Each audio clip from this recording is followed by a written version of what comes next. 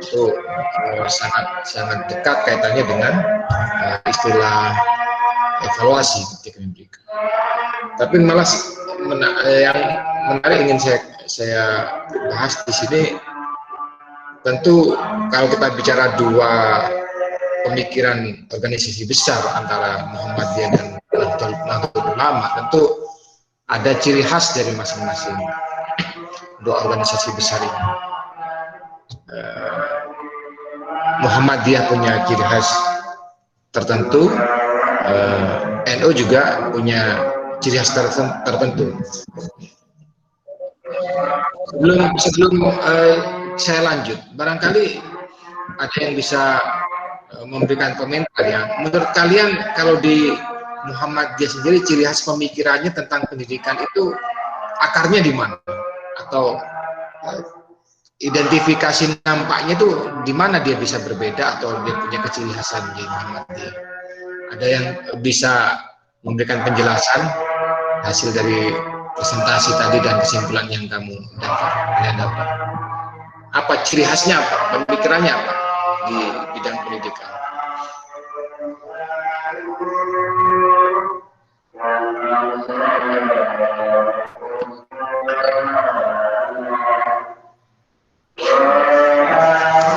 Suara saya jelas ya? Jelas, Bapak.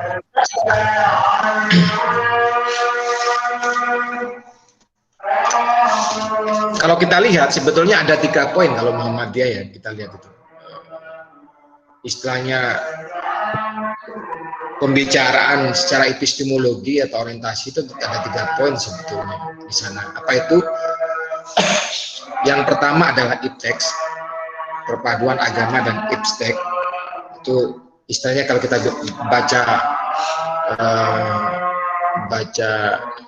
desain besarnya ya, orientasi pendidikannya lebih pada integrasi antara pengetahuan agama dan ilmu pengetahuan, sains, teknologi dan seni. Jadi 3 hal itu yang pertama yang tadi sudah di breakdown oleh narasumber, sudah dijelaskan.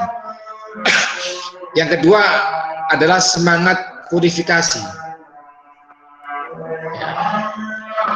Semangat purifikasi ini juga akhirnya berpengaruh terhadap materi apa yang disampaikan dalam pemikiran pendidikan versi Muhammadiyah.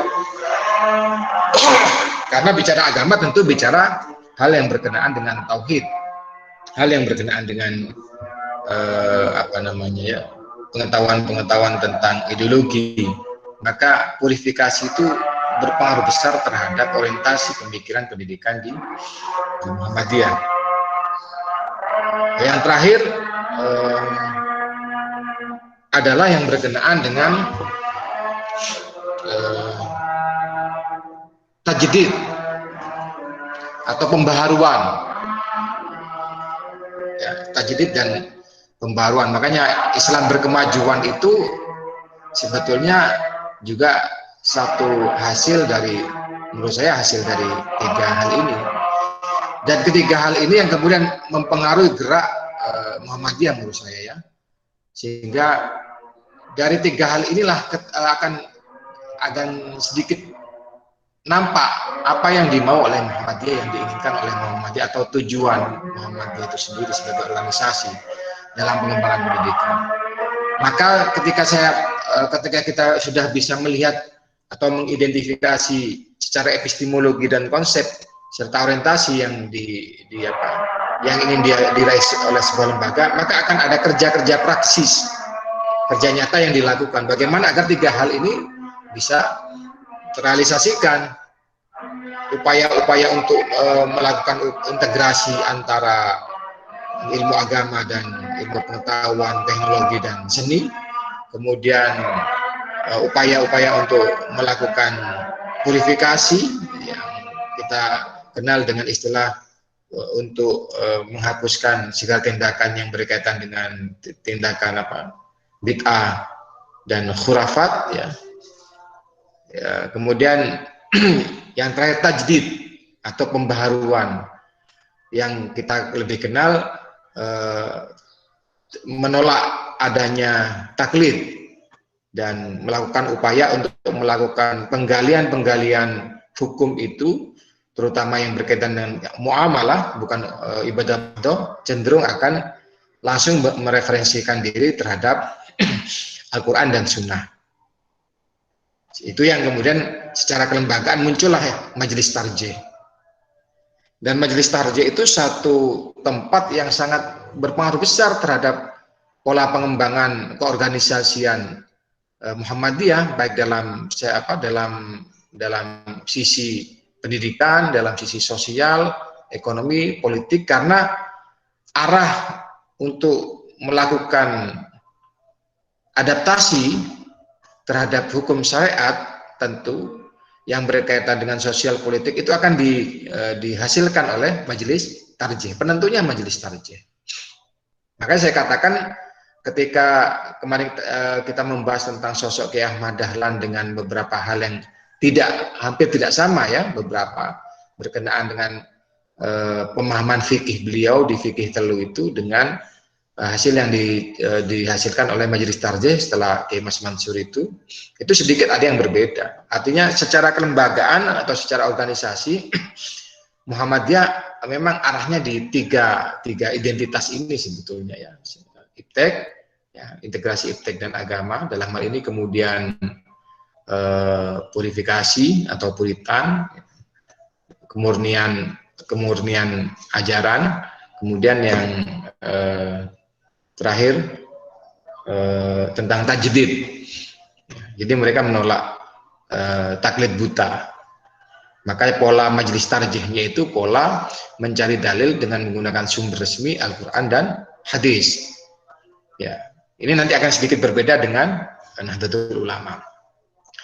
Sementara di Nahdlatul Ulama kita sering mendengar satu slogan ya, atau satu kaidah yang populer menurut saya ya. Ini yang juga menjadi salah satu ciri khas di Nahdlatul Ulama, al-muhafadhah ala qadimis sholih wal akhdu bil jadidil aslah. Itu menurut saya kaidah ini sangat kuat. Dan ketika di breakdown itu kemudian muncul menjadi salah satu karakteristik pemikiran yang ada di dalam tubuh organisasi Nahdlatul Ulama ya.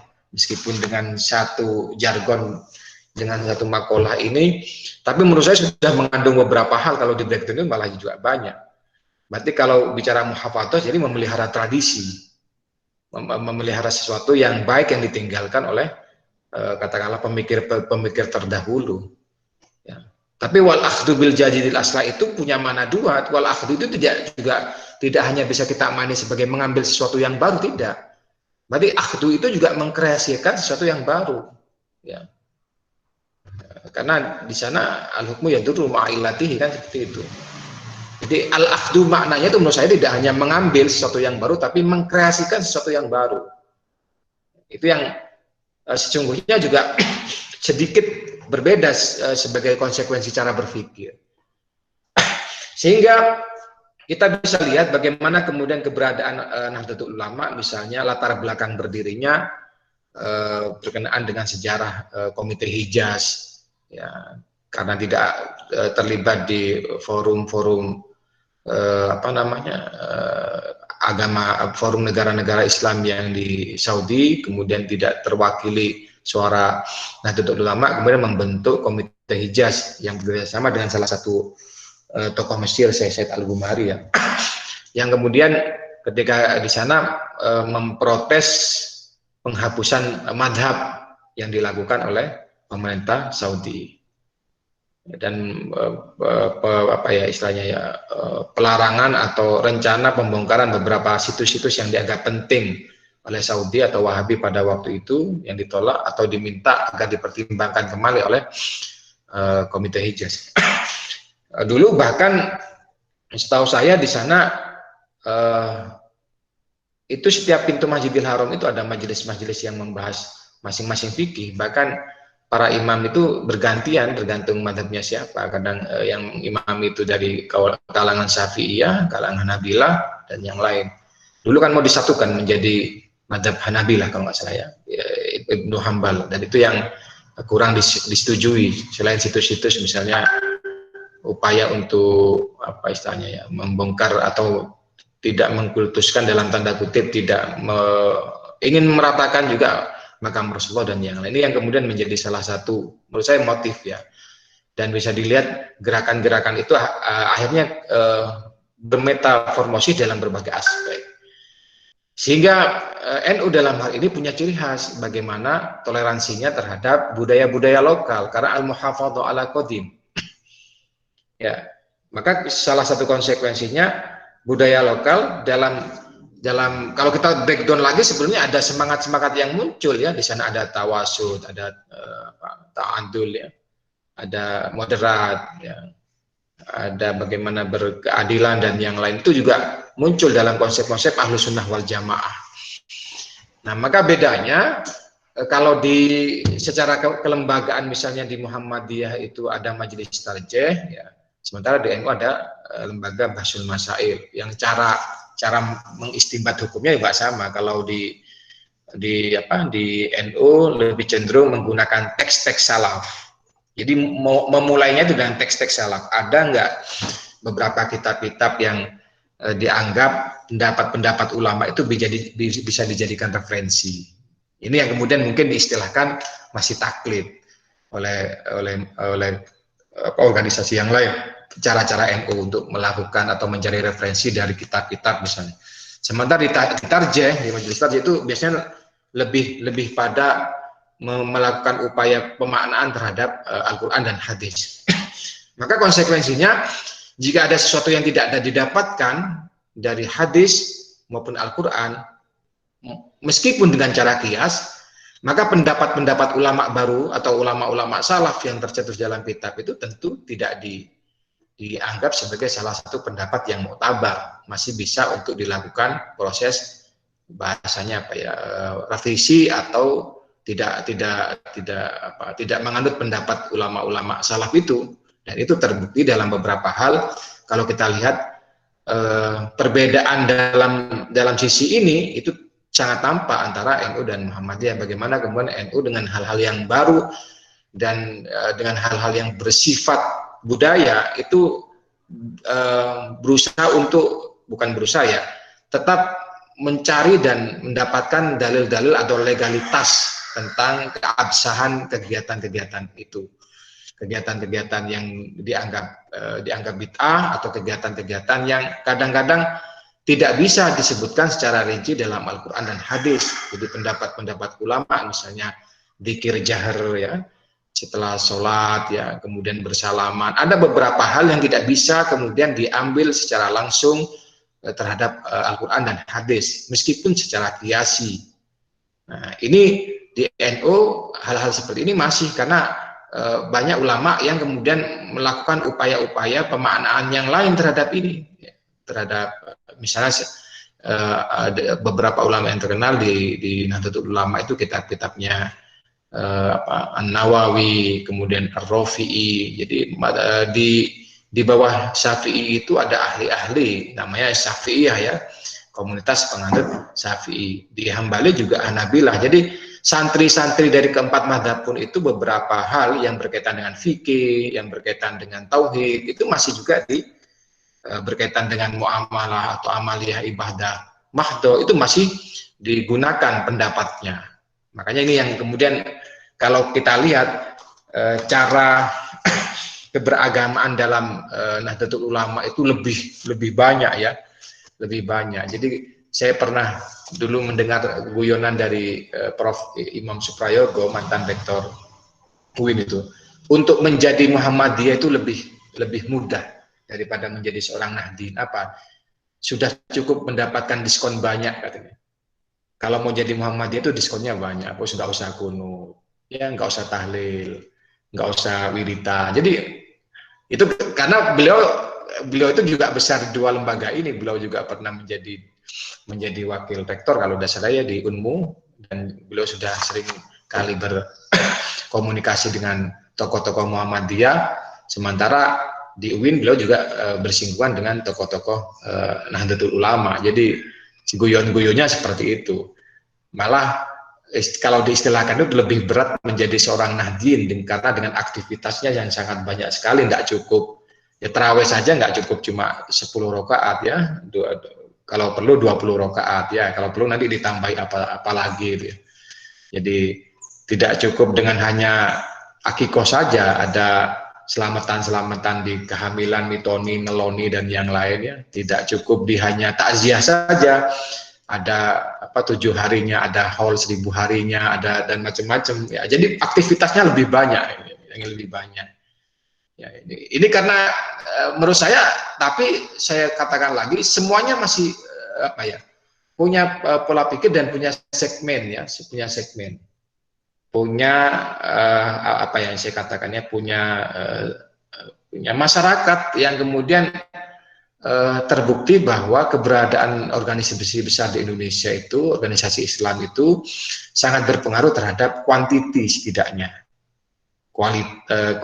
jumlah penganut Islam, dan itu menurut saya juga menjadi salah satu target Rasulullah ya, bagaimana mengislamkan.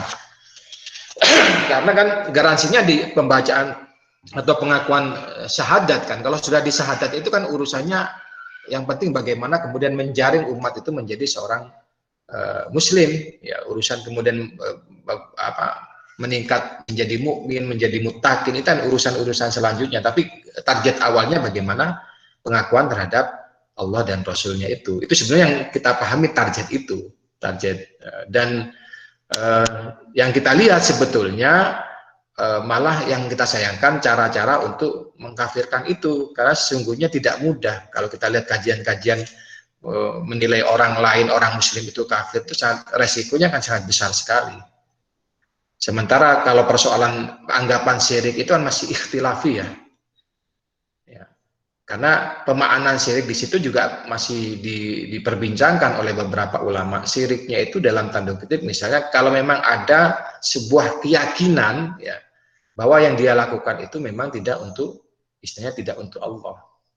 Tapi kadang-kadang caranya misalnya menyembah orang lain ya, menyembah orang lain. Tapi kan menyembah versi kita itu kalau kemudian kita bersujud atau dalam bahasa Jawa meminta maaf, sungkem terhadap orang tua, itu di beberapa tradisi sampai ada yang mencium kaki seorang ibu kan, seperti itu. Nah, kemudian apakah masuk dalam kategori menyembah misalnya kalau kita hormat terhadap bendera misalnya ya, atau kita menunduk sambil bersalaman dengan guru kita. Nah, ini kan persoalan-persoalan yang kemudian dalam makna lain, saya tidak mengatakan antara NU Muhammadiyah, tapi melihat kepada organisasi atau gerakan-gerakan yang lain juga muncul di Indonesia. Ini ingin saya tekankan karena dari sanalah kemudian corak itu muncul. Al-muhafadhu ala qadimis sholih itu kemudian mewarnai semua gerakan dalam pemikiran Nahdlatul Ulama. Makanya saya tadi sempat melihat ada tanggapan tentang bagaimana pandangan Nahdlatul Ulama terhadap sektor lain di bidang pendidikan misalnya. Ada persoalan ekonomi, politik, kebangsaan. Nah, bicara NU, bicara Muhammadiyah tentu tidak selesai hanya perbedaannya di wilayah satu sisi ya. Kita tidak bisa hanya melihat itu dari sisi tauhid, karena seperti yang saya katakan, pola atau corak khas itu yang kemudian mempengaruhi segala sesuatu. Bagaimana kemudian wawasan kebangsaan, ini yang kita bahas, wawasan kebangsaan yang dilakukan oleh misalnya Nahdlatul Ulama dalam jargon deradikalisasinya, untuk karena tawasud itu kemudian berkonsekuensi agar menjadi satu gerakan untuk mengantisipasi radikalisme, deradikalisasi. Karena tawasud ya kan seperti itu. Karena faktanya ternyata apa yang dilakukan oleh Nahdlatul Ulama itu juga seiring dengan pemikiran beberapa tokoh-tokoh tidak hanya di Indonesia. Jadi ada tokoh-tokoh internasional. Makanya NU kemudian punya satu inisiasi untuk membangun satu forum ulama ICIS ya namanya ya. ada pertemuan ulama-ulama Ahlus Sunnah wal Jamaah, kemudian dibuat forum namanya ICC, jadi semacam internasional conference antara ulama-ulama dunia. Kemudian dari situ banyak hal yang membuktikan bahwa wawasan kebangsaan yang dipahami ya ini karena berpengaruh juga terhadap pendidikan, memahami terhadap terhadap ideologi, misalnya Pancasila, bagaimana posisi Pancasila dalam keberagamaan, kemudian bagaimana Indonesia itu bukan agama yang bukan negara yang beragama, ideologinya bukan ideologi Islam ya, tetapi kemudian di saat penjajahan Belanda atau Jepang itu menyerang, maka NU melalui Kiai Hasyim Asy'ari merupakan organisasi yang ada di negara bukan Islam pemerintahannya, tapi negara demokrasi dan Pancasila yang mengeluarkan resolusi jihad. Tidak ada setahu saya di dunia ini, jangankan yang Islam saja saya belum menemukan bahasa-bahasa resolusi jihad untuk menentang penjajahannya itu. Sementara NU sudah melakukan itu, sehingga monumennya sekarang dijadikan sebagai hari peringatan santri ya. 10 November itu resolusi jihad itu momen yang sangat penting sebenarnya sebagai sebuah semangat dan pembuktian bahwa meskipun kita berada di negara yang demokratis, ada di negara yang berideologikan Pancasila, tapi semangat untuk membentengi, memagari dan memperjuangkan Indonesia sebagai sebuah negara, ya, itu tentu diperhatikan oleh beberapa ulama-ulama, tentunya oleh ulama Nahdlatul Ulama yang kita lihat, kalau kita lihat background bagaimana pengaruh atau kontribusi Kiai Hasyim Asy'ari dalam gerakan-gerakan kemerdekaan yang dilanjutkan dengan beberapa tokoh-tokoh selanjutnya dengan bentukan-bentukan tentara-tentaranya sampai sekarang muncul barisan-barisan seperti Banser dan organisasi Ansor dan yang lain yang terus berusaha untuk melakukan upaya-upaya pembentengan terhadap gerakan-gerakan radikalisme dan gerakan-gerakan yang mengancam NKRI. Jadi secara umum itu kalau kita bicara segmen ya, bicara orientasi, kemudian bicara ciri khas, karena memang muara awal, motif itu sangat berpengaruh terhadap pemikiran pendidikan.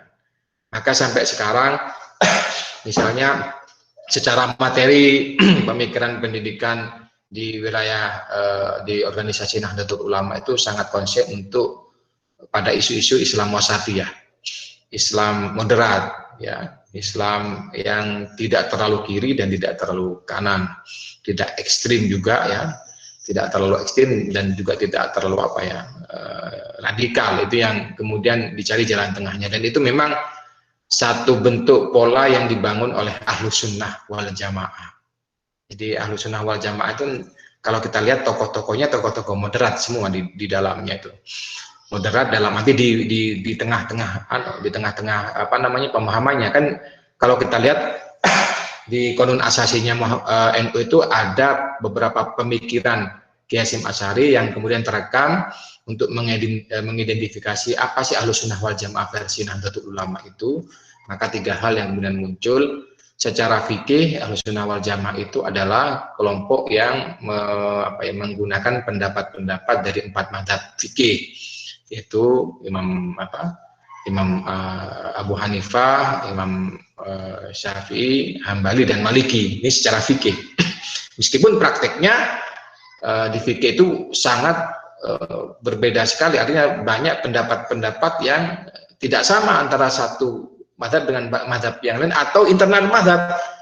Imam Qofal misalnya sering tidak sama dengan gurunya Syafi'i karena beliau termasuk Syafi'iyah, tapi ada beberapa pendapat beliau yang tidak sama dengan Imam Syafi'i. Ya, ini yang menurut saya mengajarkan sisi moderasi itu dan tasawufnya juga, misalnya dalam sisi tasawuf Al-Ghazali ya dan Junaid Al-Baghdadi, karena ada tasawuf yang ekstrim. Makanya kita kenal ada tasawuf falsafi, ada tasawuf sunni. Tasawuf ekstremis seperti Al-Hallaj itu kan tasawuf ekstrim. Bagaimana Wahdatul Wujud dan yang lain. Kan? Ada beberapa tasawuf yang ekstrim dan yang diikuti tasawufnya itu adalah tasawuf ala siapa? Ala Al-Ghazali.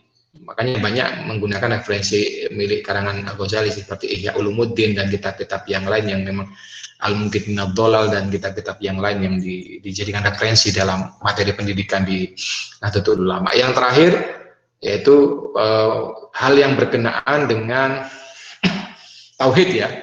Tauhid NU lebih cenderung untuk memilih paham dari Asy'ari dan Maturidi. Ya, Asy'ari dan Maturidi. Ini juga salah satu tokoh yang moderat karena Asy'ari itu beliau mantan Mu'tazilah yang tidak kemudian menggunakan Mu'tazilah sebagai paham. Jadi membuat paham sendiri ya, membuat konsep tentang ketuhanan sendiri menggunakan konsep itu yang kemudian dikenal dengan Asy'ari ya. Ya. Maka Mu'tazilah sangat logis. Ini sementara di sisi lain Mu'tazilah sangat logis, Khawarij sangat radikal dengan pendapat-pendapatnya tentang bagaimana hubungan manusia dengan Tuhan dan bagaimana kemudian gampang untuk mengkafirkan orang yang tidak menggunakan slogan-slogan Islam seperti yang dilakukan oleh beberapa Khawarij ketika Sayyidina Ali melakukan arbitris atau melakukan perdamaian yang dianggap bahwa sahabat Ali tidak menggunakan hukumnya Allah dalam imam lam yahkum bima anzalallah faulaika humul kafirun. Apa yang dimaksud? Beliau mengadakan genjatan senjata yang sebetulnya itu sudah kemenangan sudah ada di depan mata kelompok sahabat Ali pada waktu itu. Tapi kemudian cara perdamaian itu diterima oleh sahabat Ali karena beliau mengkhawatirkan akan terjadinya pertumpahan darahan. Dan itu oleh kelompok Khawarij dianggap adalah cara yang salah. Berarti yang dianggap itu beliau tidak menggunakan cara hukum agama, tapi menggunakan cara-cara pendapat sendiri. Dan beberapa pendapat tokoh-tokoh yang lain, sahabat-sahabat yang lain.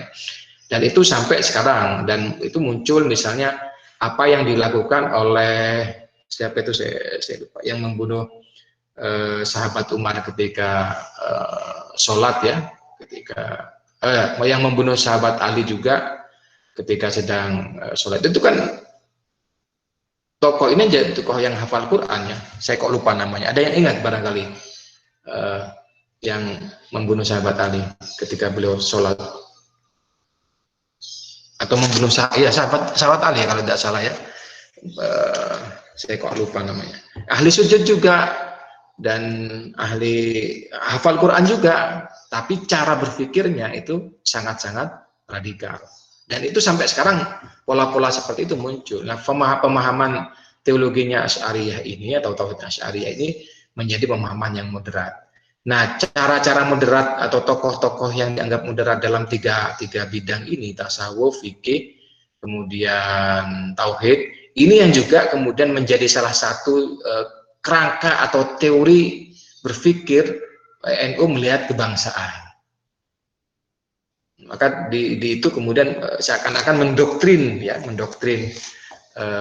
kader atau orang-orang di tingkat Nahdlatul Ulama untuk menerima konsep-konsep Pancasila dan bagaimana kemudian ketika isu-isu kebangsaan itu menyerang Indonesia dengan pengalaman-pengalaman hasil komunikasinya dengan negara-negara yang lain, buktinya bahwa banyak negara-negara yang lain yang juga datang ya untuk kemudian berkoordinasi dan berkonsultasi tentang pemahaman Islam tawasyud ini, Islam moderat ini, termasuk Grand Al-Azhar pada waktu yang datang ke PBNU untuk membicarakan Islam wasatiyah itu.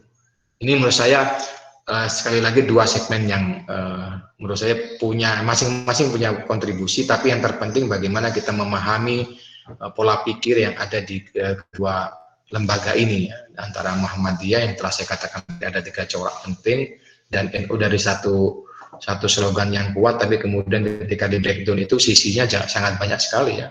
Al-Muhafadzah ala Qadimi wal Akhlaq itu dalam perspektif politik, dalam perspektif ekonomi, dalam perspektif hukum-hukum muamalah dan hukum yang lain, ubudiyah dan yang lain ketika cara menggunakan pendapat. Terus kemudian terakhir tentang kritik ya, sebetulnya tadi kalau masih ada waktu ini menjadi pertanyaan saya. Kalau kita sudah membahas kritik, tentu yang kita inginkan diskusinya adalah menjawab bagaimana menanggapi kritik itu, solusinya seperti apa. Pada 3 hal, pesantren, madrasah, dan sekolah itu, maka kritik-kritik yang muncul itu solusinya bagaimana, kan seperti itu. Harapan saya ketika tadi kita sedang melaksanakan diskusi, tiga-tiganya kita raih. Jadi targetnya sebetulnya tadi mungkin nanti juga bisa menjadi materi ujian akhir ya, masing-masing ciri khas dari kelembagaan ini terhadap pemikiran pendidikan. Kemudian yang terakhir itu ada kritik, itu tentu ada pendapat yang kalian bisa gunakan untuk menjawab kritik-kritik, baik dari Azmadri Azra tentang pesantren, ya, Ki Ahmad Dahlan tentang pesantren, kemudian dari Syed Agil Munawar tentang madrasah, ya, kemudian tadi Ibnu Khaldun tentang sekolah. Yang masing-masing memang sangat, menurut saya ya faktual ya, artinya apa yang dikatakan Azmadri Azra ada benarnya memang. Yang dikatakan Ki Ahmad Dahlan ada benarnya. Ya. Karena kalau kita bicara kritik, tentu tidak ada yang sempurna dalam konsep berpikir itu. Artinya kalau kita lihat itu, kalau kita ingin mencari sisi lemahnya, tentu ada semua. Ya, tentu ada semua. Tapi kan sekali lagi sebetulnya kalau kita bicara analisis SWOT, semua hambatan dan tantangan itu akan berpotensi menjadi peluang. Kalau kemudian kita bisa manajemennya. Misalnya cara menghafal yang menjadi tradisi pesantren, ya, yang itu juga menuai kritik.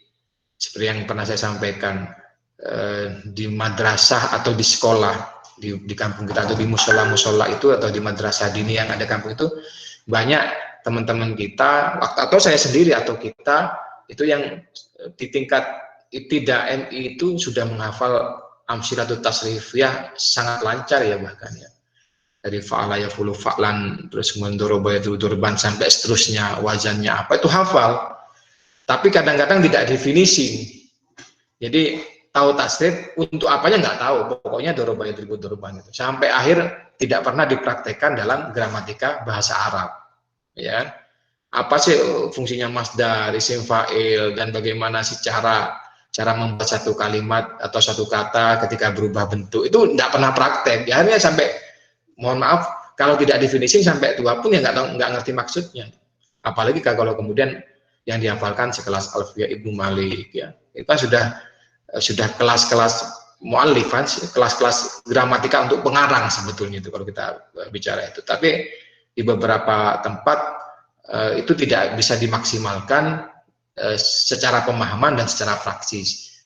Tapi cara-cara menghafal itu ternyata tidak di Indonesia. Rata-rata di Timur Tengah itu yang memang konsennya belajar ke agama, itu ya andalannya hafalan. Di Saudi saja kalau kita kuliah di sana, di beberapa perguruan tinggi Islam itu yang ditanya Al-Quran hafal berapa juz, kemudian hadisnya hafal berapa, kalau selesai itu makolahnya hafal berapa, syair-syair orang-orang Arab itu hafal berapa. Kadang-kadang seperti itu, masih orientasinya ke sana.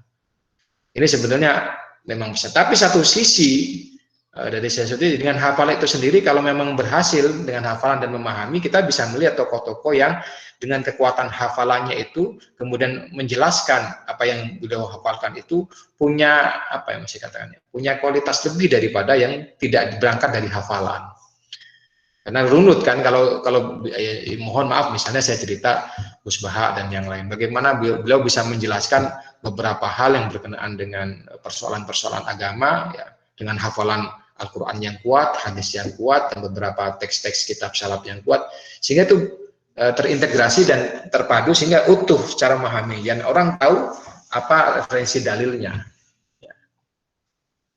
Dan sebaliknya yang di beberapa sekolah-sekolah yang lain, ini biasanya yang saya tahu polanya memang pola-pola negara-negara Eropa atau Amerika ya, yang cenderung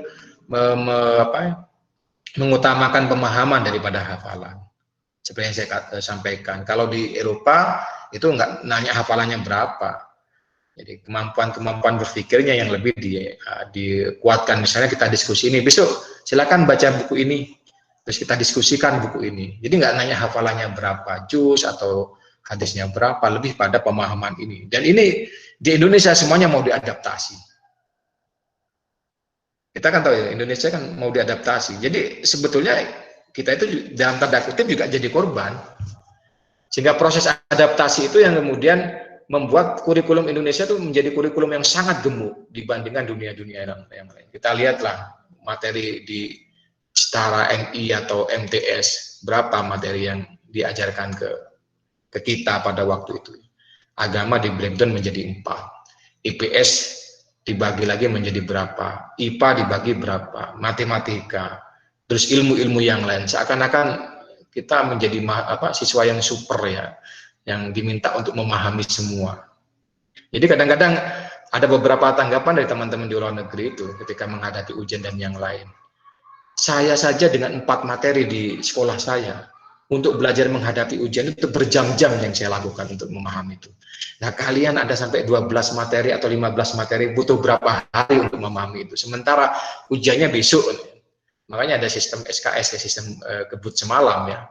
Dan rata-rata kalau sudah ujian, ya, saya cerita ini kalau di beberapa sekolah kayak di Yaman, di kampus ya, dan beberapa negara-negara yang di Timur Tengah itu, kalau ujian itu mereka tidak memahami yang mereka baca atau yang diujikan. Misalnya ujian kitab halaman 1 sampai halaman 15 kita pikir nanti yang diujikan. Jadi mereka hafalkan itu. Karena seperti di Yaman misalnya, meskipun kita menulis jawaban itu hampir sama isinya dengan apa yang dipertanyakan, tapi teksnya tidak sesuai. Kadang-kadang disalahkan sama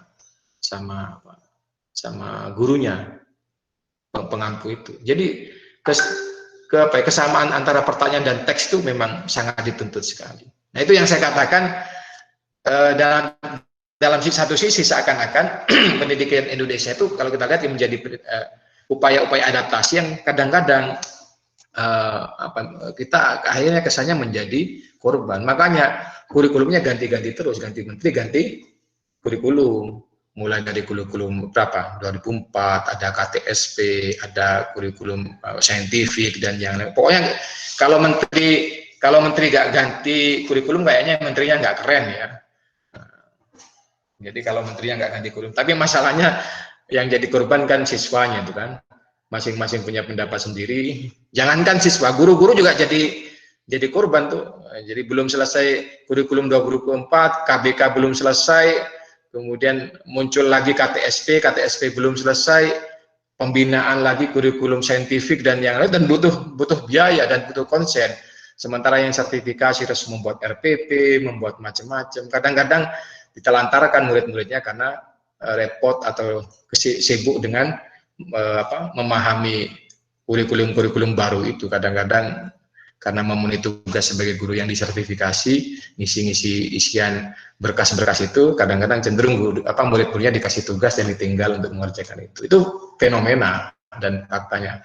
Termasuk tadi yang persoalan NISN tadi ya, itu kan juga persoalan SDM, operator, dan kemudian kita ada di 2 lembaga, dari Kemenak dan Kementerian Pendidikan, yang kadang-kadang sistem setoran datanya tidak langsung ke Kementerian Pendidikan, masih parkir dulu di Kementerian Agama. Itu juga dialami oleh guru-guru yang sertifikasi, yang di bawah naungan madrasah dan di bawah naungan sekolah itu beda treatmentnya, perlakuannya berbeda. Kalau yang di bawah madrasah itu ke Kemenak dulu, Kemenak baru ke Kementerian Pendidikan. Jadi kadang-kadang bisa jadi 6 bulan baru cair, ya 4 bulan baru cair. Terus berkas-berkas itu kadang-kadang juga agak rumit. Kalau yang di sekolah, ya di sekolah yang di bawah Kementerian Pendidikan cenderung konsisten, 3 bulan sekali cair. Ini kan persoalan manajerial ya. Sebetulnya bukan pembahasan kita, tapi menjadi bagian dari yang tadi dipertanyakan oleh salah satu anggota kelas.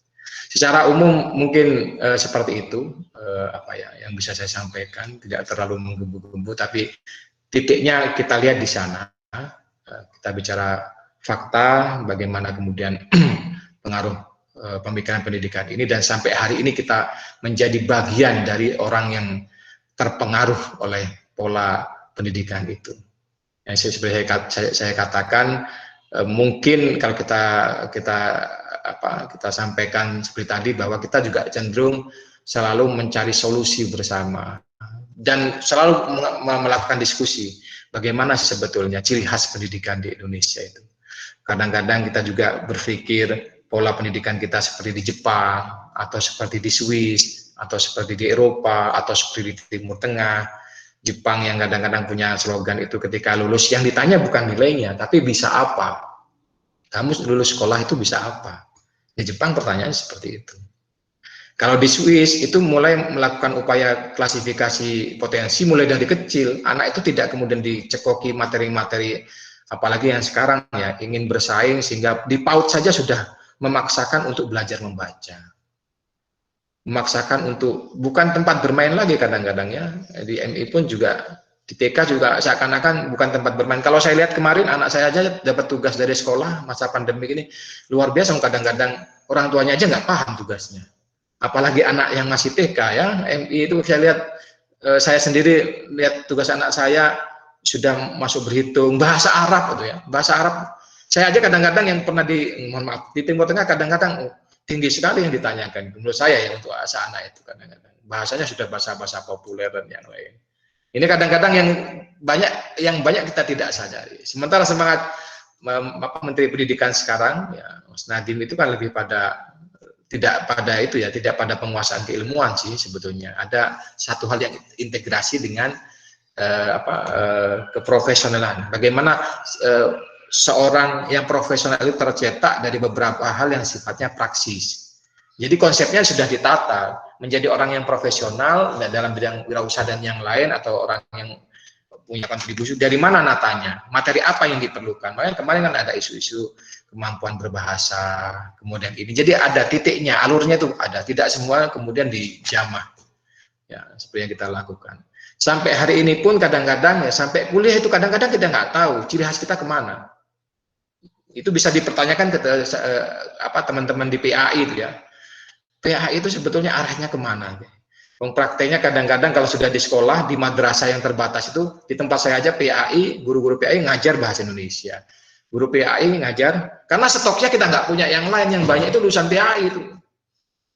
PAI ngajar matematika, PAI ngajar biologi. Jadi ada upaya untuk mengislamkan agama, materi-materi umum. Tapi masalahnya kadang-kadang materi umumnya nggak paham, sehingga yang dibicarakan ngajar matematika tapi pakainya dalil, ngajar biologi pakainya dalil, repot kalau kayak gini akhirnya. Itu terjadi ya, faktanya terjadi. Karena memang kalau kita lihat saja sekarang peminat jurusan di UIN saja paling banyak apa? Ya PAI paling gemuk.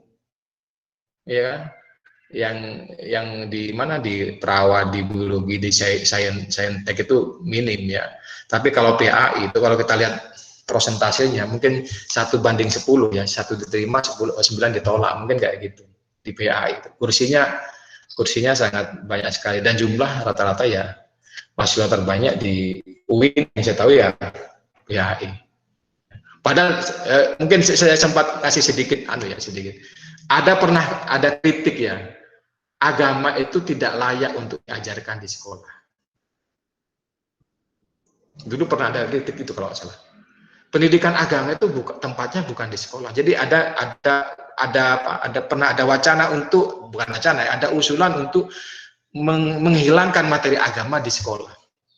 Banyak yang protes tuh. Terus bagaimana nasib alumni PAI nanti kalau materi PAI dihilangkan dari sekolah, ya, atau bahkan di madrasah dihilangkan, bagaimana nasibnya ya? Tapi dalam satu sisi menurut saya benarnya sebagai sebuah kritik ya terhadap kita. Apa benarnya? Sepertinya setahu saya materi-materi agama itu diajarkan di sekolah itu kurang maksimal. Kalau kita kemarin baca tanggapan tokoh-tokoh pemikir ya.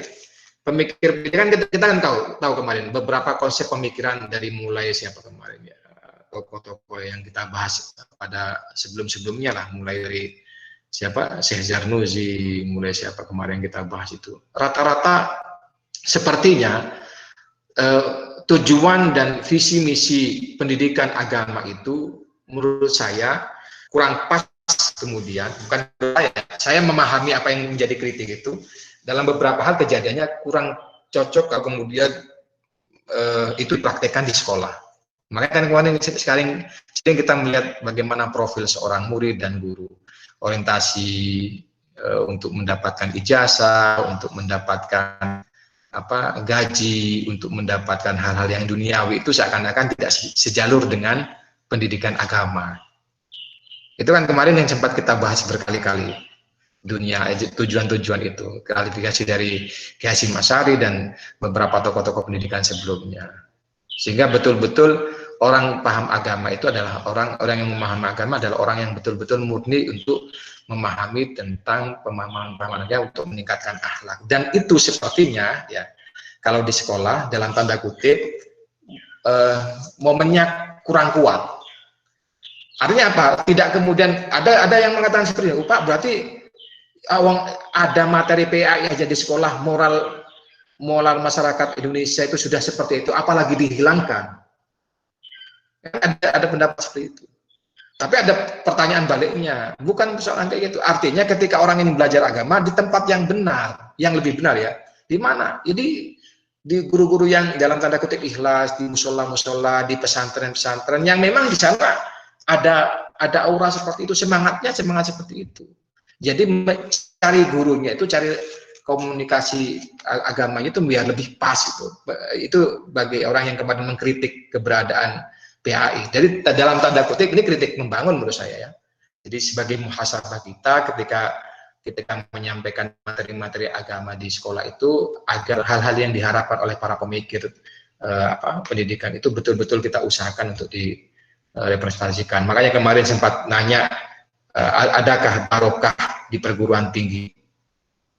Ya, adakah istilah barokah di perguruan tinggi dengan model lembaga atau manajemen seperti itu, guru yang masih digaji seperti saya misalnya ya, dan mungkin ada beberapa murid yang orientasinya itu orientasi ijazah, orientasi tanda kutip jodoh, orientasi popularitas dan yang lain. Adakah sisi barokah di sana seperti yang pernah kita bahas kemarin?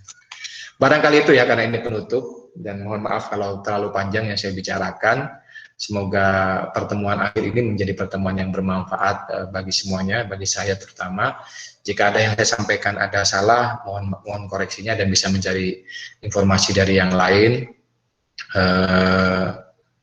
Kita tinggal menunggu pengumuman ujian. Nanti kalau sudah ada pengumuman ujian, teknisnya seperti apa, nanti saya bicarakan dengan ketua kelas atau di grup. Barangkali itu sebelum saya tutup, barangkali ada pertanyaan atau sudah ingin melanjutkan ibadahnya karena semakin siang semakin ngantuk kayaknya ini. Kalau pengen nggak ngantuk ya seharusnya ditanyakan satu persatu biar nggak ngantuk. Tapi nggak selesai nanti akhirnya. Ada feedback atau ada pertanyaan? Silakan berkaitan dengan materi ini atau ada hal yang lain berkenaan dengan perkuliahan ini.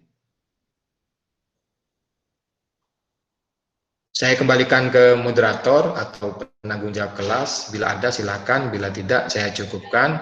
Dari saya kurang lebihnya mohon maaf.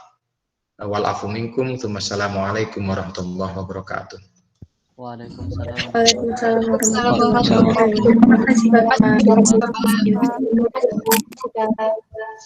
Baik, terima kasih kepada Bapak Abu Bakar. Teman-teman, apakah masih ada hal-hal yang ingin ditanyakan atau didiskusikan? Jika dirasa sudah cukup, saya selaku moderator, kurang lebihnya mohon maaf. Assalamualaikum warahmatullahi wabarakatuh. Waalaikumsalam. Terima kasih.